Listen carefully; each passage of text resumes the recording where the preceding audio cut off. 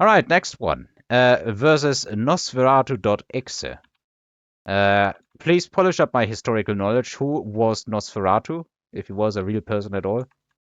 I think he was some sort of vampire. I don't remember off the top of my head either, but I think Nosferatu was a vampire of some sorts. I can't say that I'm an expert on that subject. Anyway, oh, you are playing as red. Let's Control T, and that lets us switch perspective here in a replay. Opponent apparently likes going for the storms. You would not believe how common this was at some point, I think. Because people used to put those directly on the line, and now the last two rounds, or last two fields, the last two rows, that's the word, they just unlock basically at round 2. So you can't deploy on the line, just having these storms literally in range of the tower. I think they changed it as because of the Stormcaller at the front. Opponent apparently decides he doesn't want any chaff clear. Fangs level 1 versus level 2 crawlers is not chaff clear, it's cannon fodder. So here's where again, I just do standard shit. Mm-hmm. You're doing standard shit and the opponent is throwing the kitchen sink at you. Oh so boy. I know that I've been learning more that crawlers are a lot faster, so I try to put them back in the flanks with the bonus of them also going after anything that would try to hit the flank. Unless they're air units. Well, we'll see. It is going to be quite annoying because the sabers instantly get locked, but I don't think there's any way you would have expected this formation here. Now what's going to be real challenging for the opponent is to get rid of those crawlers. Oh, no, never mind. He splashed a good amount of them on one side at least. Everything here is in minimum range, and the tower debuff shouldn't really matter all that much. Let's just speed through this a bit, because there's not going to be much happening. So your towers take, your crawlers take the tower, and as soon as these crawlers are in minimum range, I don't think there's anything left to stop them, because they can just move through. For the most part, yeah. And you win by 2, no, was that 4 crawlers? I think it was 4 crawlers. Yeah, 16 health of that. Oh, also it seems that maybe a health amount has changed in some way. Ah, no, that might be a normal bug. Quote-unquote normal bug. Wait a minute. You're starting from the line and you get range as first take on marksman? Okay. I'm not psychic. I don't know what he was thinking. No, I mean the opponent. Yeah, that's what I said. I don't know what he was thinking. I'm not psychic. Yeah. For a moment, I thought that you might be getting range as well. But that would be just... Nope, I decided to deploy the chaff up front. I was considering picking up the shield tech for the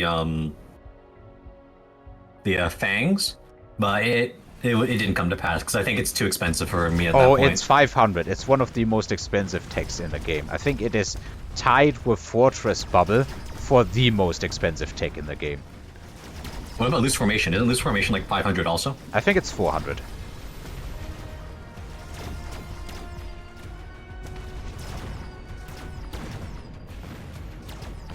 Base cost, of course.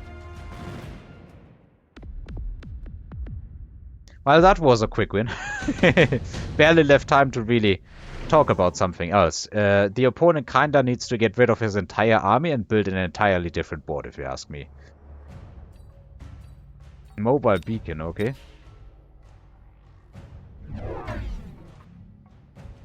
Okay, I like to see that. Oh, hounds. We call them hot dogs, by the way.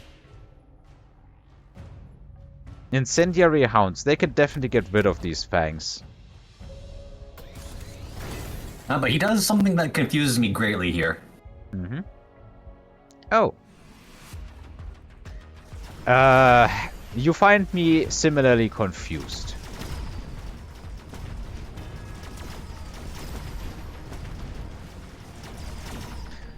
Okay, by the time that the missile cooldown is off, the hounds have already gone down. And once again, the crawlers just come in and take him down from the inside, basically. You don't get to kill the anti-missile device, but honestly, there's just no purpose. It's like he wasted 100. It doesn't do anything, at least right now.